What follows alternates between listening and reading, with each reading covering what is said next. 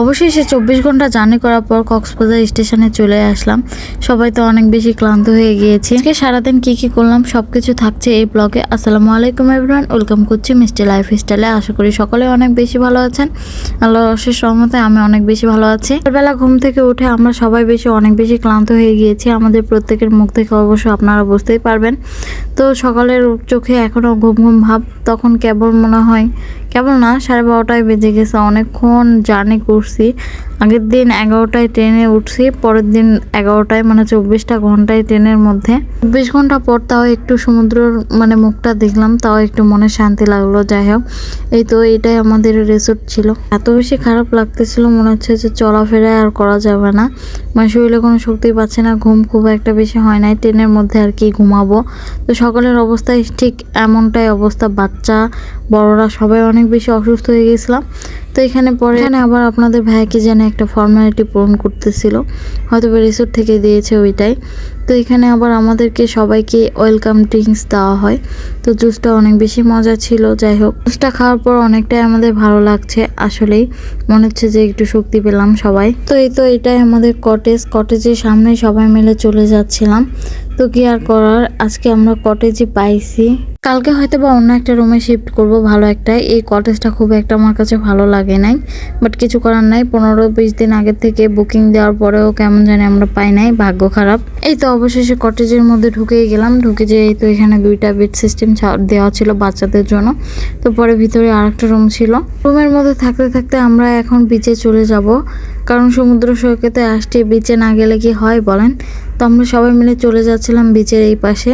তো গিয়ে মনে পড়লো যে আমরা তো কেউই স্লিপার নিয়ে আসিনি। তো স্লিপার কেনার জন্য আমরা আবার একটা দোকানে গিয়েছিলাম। তো এখানে দেখেন কতটা সুন্দর।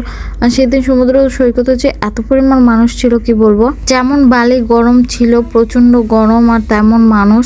আরো গরমে না জানি আসলে কেমন খারাপ লাগতো। আর হাওয়াই মিঠাই দেখে তো আমার ছোটবেলার কথা মনে পড়ে গিয়েছে।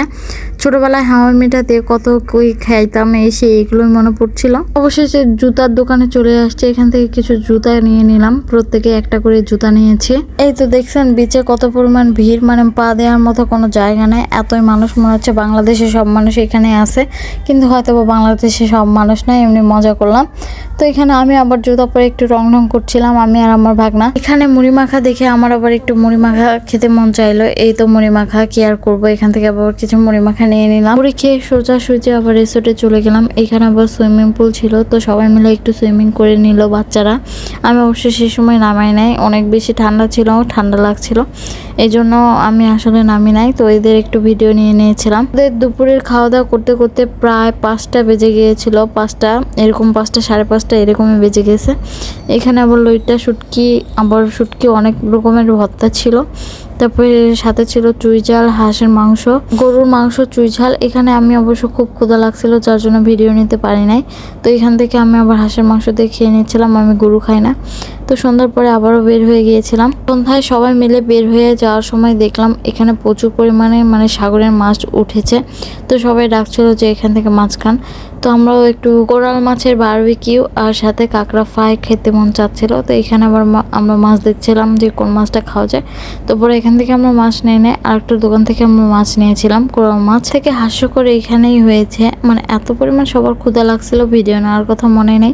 তো ভিডিও শেষে একটা ক্লিপ নিয়ে নিয়েছি আপনাদের সঙ্গে শেয়ার করার জন্য। তো শেষে আমরা সবাই মিলে চলে গেছিলাম মার্কেটের ওই সাইডে গিয়ে দেখছিলাম যে কি নেওয়া যায়।